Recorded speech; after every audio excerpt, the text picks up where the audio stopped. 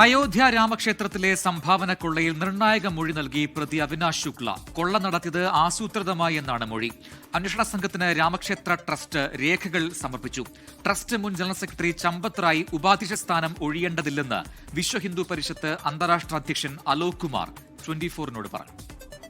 സംഭാവന കൊള്ള നടത്തിയത് ആസൂത്രിതമായെന്ന് പ്രതി അവിനാശ് ശുക്ല പോലീസിനോട് സമ്മതിച്ചു. മോഷ്ടിച്ച പണം പുറത്തേക്ക് മാറ്റുന്നതിന് മുൻപായി ശുചിമുറിയിൽ ഒളിപ്പിച്ചു. ക്ഷേത്രത്തിനുള്ളിലെ സുരക്ഷാ പരിമിതികൾ മോഷണത്തിനായി ഉപയോഗിച്ചു. ക്രമക്കേട് നടത്തിയ പണം ഉപയോഗിച്ച് വീടും വസ്തുവും വാങ്ങിയെന്ന് മൊഴി നൽകിയെന്നാണ് വിവരം.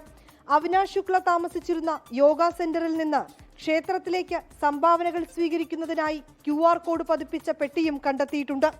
സംഭാവന കൊള്ളയിൽ RSSനെയും BJPയെയും കോൺഗ്രസ് രൂക്ഷമായി വിമർശിച്ചു. FIRഉം SITയും വ്യാജമെന്ന് ആം ആദ്മി പാർട്ടി കൺവീനർ അരവിന്ദ് കെജ്രിവാളിന്റെ വിമർശനം.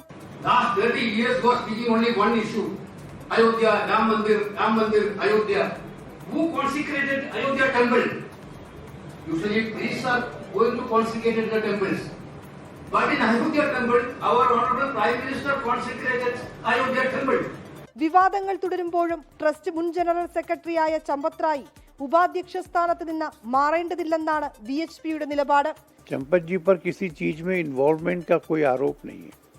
उन्होंने जांच निष्पक्ष हो और दिखे, इसके लिए अपने ट्रस्टी के पद से, महामंत्री के पद से त्यागपत्र दिया है. इस समय इतना पर्याप्त है. विश्व हिंदू परिषद इसके बारे में अभी विचार नहीं कर रही है. അണുബാധയെ തുടർന്ന് രാമജന്മഭൂമി തീർത്ഥക്ഷേത്ര ട്രസ്റ്റ് അധ്യക്ഷൻ നൃത്യ ഗോപാൽ റായിയെ ആശുപത്രിയിൽ പ്രവേശിപ്പിച്ചു. കേസിൽ അന്വേഷണ സംഘം കൂടുതൽ പേരെ ചോദ്യം ചെയ്യും.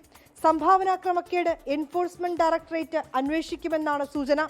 വിനീത VG 24 ഡൽഹി.